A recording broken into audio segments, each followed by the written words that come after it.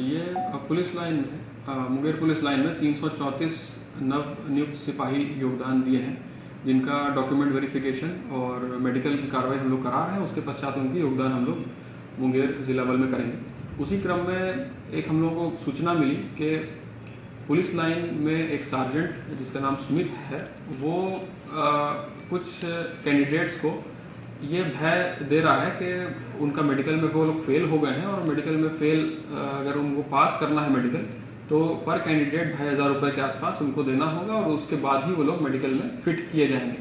तो ऐसी सूचना हम लोगों को मिल रही थी, तो हम लोगों ने जांच टीम का गठन किया। उसमें डीएसपी लाइन और अन्य सदस्य थे और इसकी गहन जांच की गई तो मामला सत्य पाया गया और हम लोगों को कुछ पैसा भी बरामद हुआ है, करीबन 36,000 रुपये, जो कि सार्जेंट सुमित को देने के लिए कुछ कैंडिडेट्स ने इकट्ठा किया था।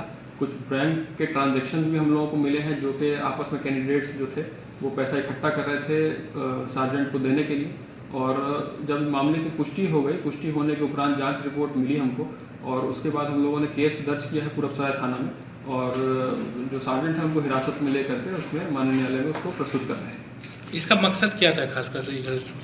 ये जो बात हुई है, इसमें जो अभी तक इंटरोगेशन हुआ, इन्वेस्टिगेशन हुआ, इसमें यही सामने आया कि सार्जेंट सुमित ने कुछ कैंडिडेट्स को सिलेक्ट किया। सिलेक्ट करने के बाद उनको ये बोला कि आप मेडिकल में फेल हो गए हैं और आपको अगर पास होना है और आपको नौकरी चाहिए है तो पर कैंडिडेट हमको 2,000-2,500 रुपये देना होगा। उसके बाद ही हम लोग आगे ले जा करके इसको देंगे और इसको जो है हम लोग आप लोगों को पास कराएंगे और आपकी भर्ती सुनिश्चित कराएंगे। तो ये उसका मंशा थी करने का और उनसे पैसा ले करके उसको ये बेसिकली फ्रॉड का काम किया है और बेसिकली एक्सटॉर्शन किया है कैंडिडेट्स के साथ। तो उसी के तहत हम लोगों ने एफआईआर दर्ज की है और आगे कार्रवाई कर रहे हैं। तो क्या सर इसमें सर कितने लोग संलिप्त हैं इसमें अगर बात करें तो? जो इन्वेस्टिगेशन हम लोगों की हुई है इसमें अभी तक और किसी भी का संलिप्तता नहीं पाई है। सार्जेंट जो सुमित हैं उन्होंने अपने ही ये चीज़ अपने अकेले कर रहे थे और हम लोगों ने इसमें जो इंक्वायरी की है उसमें यही मालूम पड़ा है कि ये जहाँ जहाँ भी उपस्थित थे या जहाँ पे इन्होंने पैसा लिया या जहाँ पर भी इन्होंने कैंडिडेट्स को बोला कि आप मेडिकल में फेल हो गए हैं या इन अन्य कोई भी कार्रवाई इन्होंने जो करी है इस चीज़ में, वो अकेले ही करी है। उसमें अन्य अभी किसी और की संलिप्तता हम लोग को नहीं मिली। सर ये बिहार पुलिस बहाली वाइज को लेकर के था या होमगार्ड की बहाली जो हुई थी उस चीज़? बिहार पुलिस कांस्टेबल की बहाली हुई है, अभी हाल में रिजल्ट आया है और 334 कांस्टेबल्स मुंगेर को हम लोगों को अलॉट हुए हैं। 334 यहाँ पे योगदान दे करके मुंगेर जिला बल में उनका वेरिफिकेशन चल रहा है, तो उसी क्रम में ये घटना हुई। सर जो सुमित सार्जेंट है सुमित कुमार जिनको जो कि उनके ऊपर कार्रवाई सर को उनके ऊपर विभागीय कार्रवाई भी होगी सर? हाँ, उनको तत्काल प्रभाव से सस्पेंड भी कर दिया गया है और इसके विरुद्ध सस्पेंशन के बाद उन पर विभागीय कार्रवाई प्रारंभ कर दी जाएगी।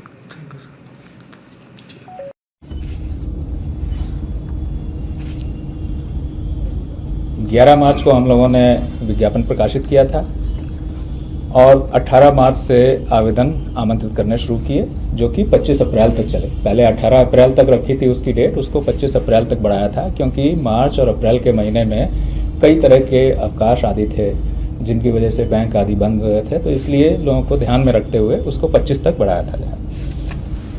17,06,628 आवेदकों ने शुरू में इसमें रजिस्ट्रेशन किया और अंतिम रूप से अब हमारे पास 16,73,586 अभ्यर्थी हैं जो कि जिन्होंने अपने आवेदन कंप्लीट किए, भरे और उनके जो है वैलिड हमने उनको पाया है।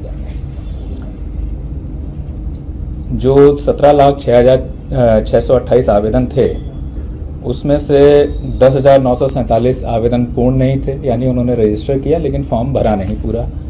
20,940 आवेदकों ने जो है अपना रजिस्ट्रेशन कैंसिल कर लिया था जो है, और उसके बाद 1,155 को जो है हम लोगों ने वैलिड नहीं पाया था। इनकी सूची भी हम लोगों ने 6 जून को प्रकाशित की है। तो इस तरह से अब 16,73,586 हमारे वैलिड अभ्यर्थी हैं। इनकी परीक्षा हम 16 जुलाई 2025 से प्रारंभ करके 3 अगस्त 2025 तक के बीच में 6 चरणों में लेंगे। तो ये 6 चरण हमारे 16 जुलाई, 20 जुलाई, 23 जुलाई, 27 जुलाई, 30 जुलाई और फिर उसके बाद 3 अगस्त रहेंगे। 16 जुलाई की परीक्षाओं की निष्पक्षता और स्वच्छता को बनाए रखने के लिए बिहार सरकार ने बिहार लोक परीक्षा अनुचित साधन निवारण अधिनियम 2024 जैसा कड़ा कानून अधिनियमित किया है। तो 2024 में उसकी अनुसूची में भी जो है हमारा केंद्रीय चयन पर्षद सिपाही भर्ती की परीक्षाएं जो आयोजित करते हैं वो सब उसमें सम्मिलित हैं।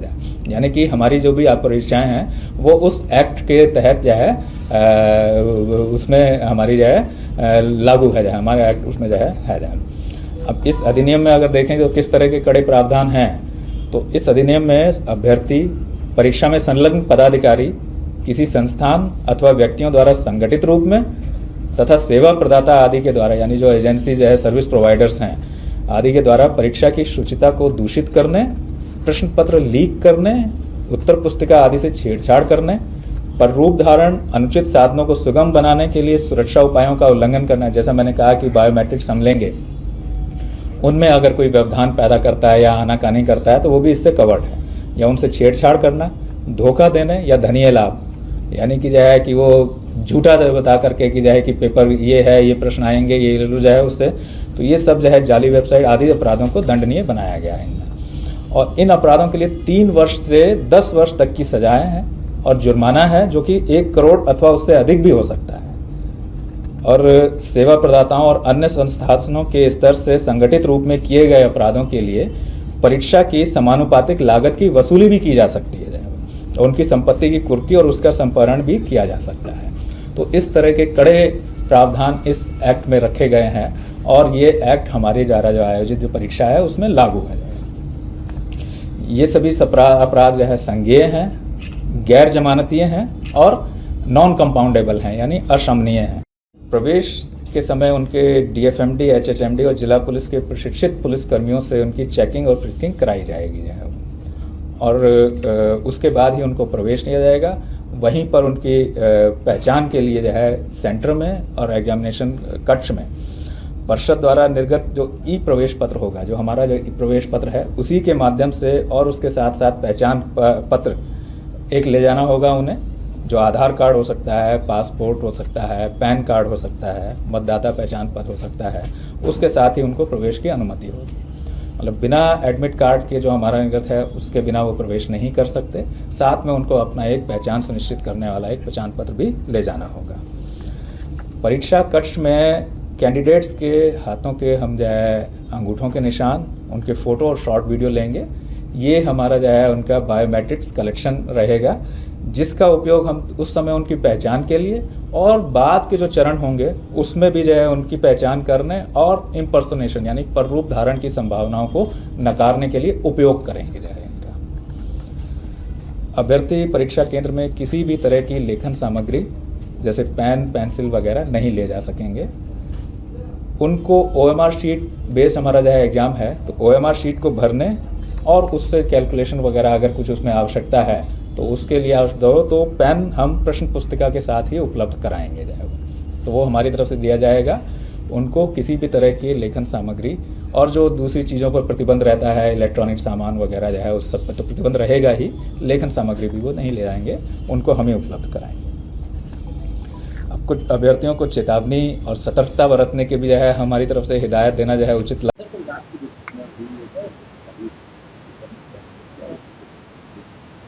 उसमें अपडेट यही है कि 2 लोगों की गिरफ्तारी कल ही कर ली गई थी और 2 लोग इसमें से फरार हुए थे, जिस पे हम लोग मर्डर केस करके इन्वेस्टिगेशन कर रहे थे। उसमें से एक और अभियुक्त की गिरफ्तारी अभी तक की कर ली गई है, तो चौथा शेष बच गया, उसके विरुद्ध हम लोग छापेमारी कर।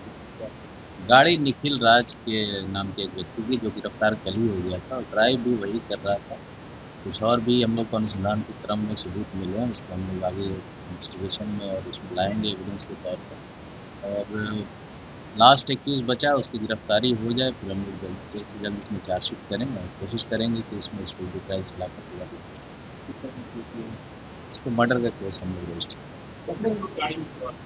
4 लोग सवार थे, 3 की अरेस्टिंग हो गई है, चौथा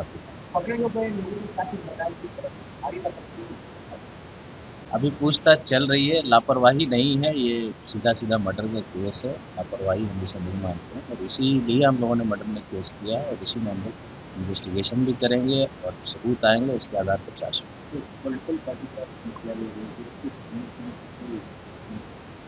देखिए, फ्लैग लगने से इसने ऐसा कर दिया ये मानना तो मतलब मेरे ख्याल से थोड़ा सा ज़्यादा है।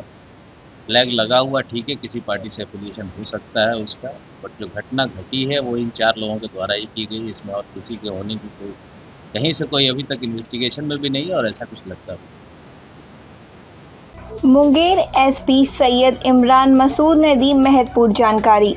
पुलिस चयन आयोग के अध्यक्ष जितेंद्र कुमार ने प्रेस वार्ता कर दी महत्वपूर्ण जानकारी। पटना सीनियर एसपी अवकाश कुमार ने देर रात पटना में हुई एक्सीडेंट में सिपाही के मामले में किया खुलासा। पटना पुलिस ने गाड़ी की पहचान कर ली है। जिसके नाम से गाड़ी है वह फूलवारी के निखिल राज के नाम से है।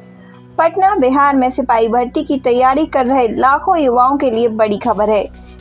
केंद्रीय सिपाही चयन परिषद ने बिहार पुलिस सिपाही भर्ती 2025 की लिखित परीक्षा की तारीखों का ऐलान कर दिया है। परीक्षा 16 जुलाई से शुरू होकर 3 अगस्त 2025 तक चलेगी और कुल 6 चरणों में होगी।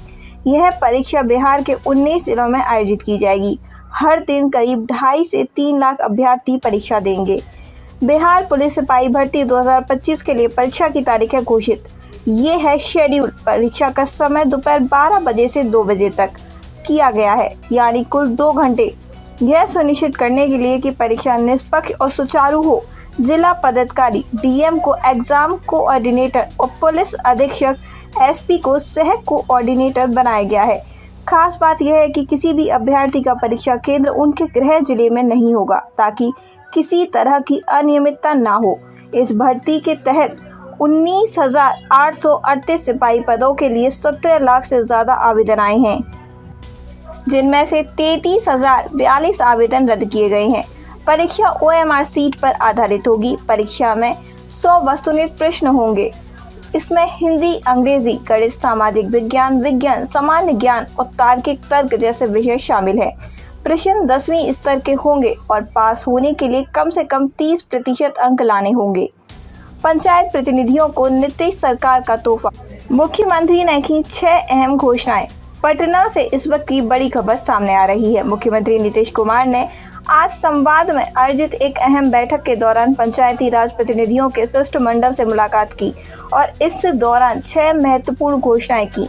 बैठक में मुखिया, पंचायत समिति और जिला परिषद के प्रतिनिधि मौजूद थे। मुख्यमंत्री ने पंचायत व्यवस्था को और मजबूत करने की दिशा में कई बड़े कदमों की घोषणा की। मुख्यमंत्री नीतीश कुमार ने आज संवाद में आयोजित बैठक में ग्राम पंचायत, पंचायत समिति एवं जिला परिषद के प्रतिनिधियों के साथ संवाद करते हुए पंचायती राज व्यवस्था को सशक्त करने के उद्देश्य से 6 बड़ी घोषणाएं की। मुख्यमंत्री की 6 बड़ी घोषणाएं। मनरेगा योजना के अंतर्गत ग्राम पंचायत के मुखिया अब 10 लाख रुपए तक की योजनाओं को स्वीकृत कर सकेंगे। पहले ये सीमा 5 लाख थी। पंचायती राज प्रतिनिधियों का मासिक भत्ता 1.5 गुना बढ़ाया जाएगा। 1069 पंचायत सरकार भवनों के निर्माण की स्वीकृति दी गई। निर्माण का कार्य ग्राम पंचायत को सौंपा गया। भूमि चयन जल्द करने का निर्देश। सशस्त्र अनुज्ञप्ति के आवेदन को जिला पदाधिकारी नियत समय में निपटाएं।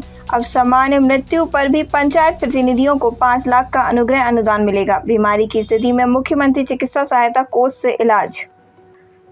15वें वित्त आयोग और राज्य वित्त आयोग की राशि से 15 लाख तक की योजना का कार्यान्वयन विभागीय तौर पर किया जा सकेगा, जिससे विकास कार्यों में तेजी लाई जा सके। मुख्यमंत्री ने महिलाओं को 50% आरक्षण देने, पंचायतों में नेतृत्व में बढ़ती भागीदारी और सामाजिक उत्थान के लिए किए गए कार्यों का भी उल्लेख किया। बैठक में मौजूद प्रमुख प्रतिनिधि मती कृष्णा यादव, जिला परिषद संघ मती रश्मि कुमारी, पंचायत समिति प्रमुख मिथिलेश कुमार रॉय, मुखिया संघ अध्यक्ष अमोद कुमार निराला, पंच सरपंच संघ अध्यक्ष, इन सभी ने मुख्यमंत्री के प्रयासों की सराहना करते हुए उन्हें धन्यवाद दिया। उपस्थित प्रमुख अधिकारियों व मंत्री, उप मुख्यमंत्री सम्राट चौधरी, मंत्री विजय कुमार चौधरी, केदार प्रसाद गुप्ता, वरिष्ठ अधिकारी दीपक कुमार, अमरलाल मीना, प्रत्या अमृत, डॉक्टर एस सिद्धार्थ, लोकेश कुमार सिंह, कुमार रवि, जय सिंह, प्रशांत CH के सहित कई पदाधिकारी बैठक में मौजूद थे।